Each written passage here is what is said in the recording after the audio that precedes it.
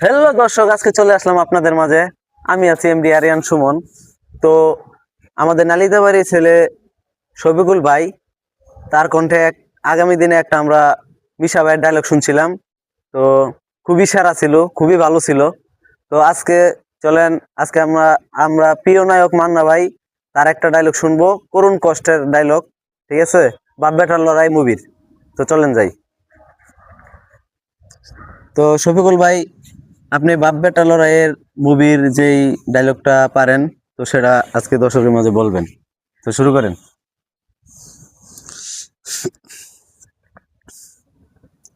মৌ মৌ তুমি তুমি তুমি তো তোমার মায়ের হাতের বালা বিক্রি করে তুমি আমার জন্য মত এনেছ।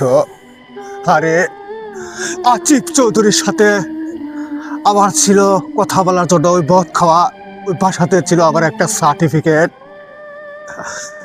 ওই আচিফ চৌধুরী যেদিন বিদেশে চলে যায়, সেদিন সেদিন আমার আমার আমার মানে অসুস্থ রেখে যায়।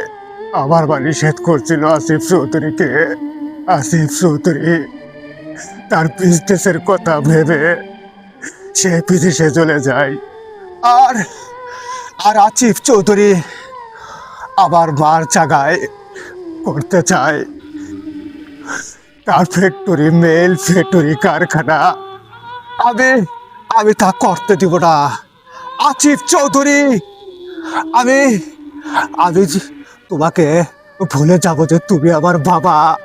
আমি ভুলে যেতে চাই তুমি আমার বাবা না। আমি শুধু তোমার এই বাসা, বাড়ি, তোমার ধন দৌলত সব আমি ত্যাগ করে গেলাম বাবা।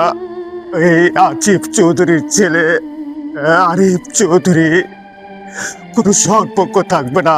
আজ থেকে শুরু হবে বাপ বেটার লড়াই। তো আজকের মান্না ভাই ডায়লগটা খুবই সেরা ছিল। তো ঠিক আছে, তো এমডি আরিয়ান এটাও কিন্তু সুমন নামে পেজটিতে ভিডিওটা আবার আপলোড দেওয়া হবে। তো আপনাদের মাঝে যদি ভিডিওটা ভালো লেগে থাকে, তো অবশ্যই বেশি বেশি শেয়ার করবেন, বেশি বেশি সাপোর্ট করবেন। তো ধন্যবাদ সবাইকে।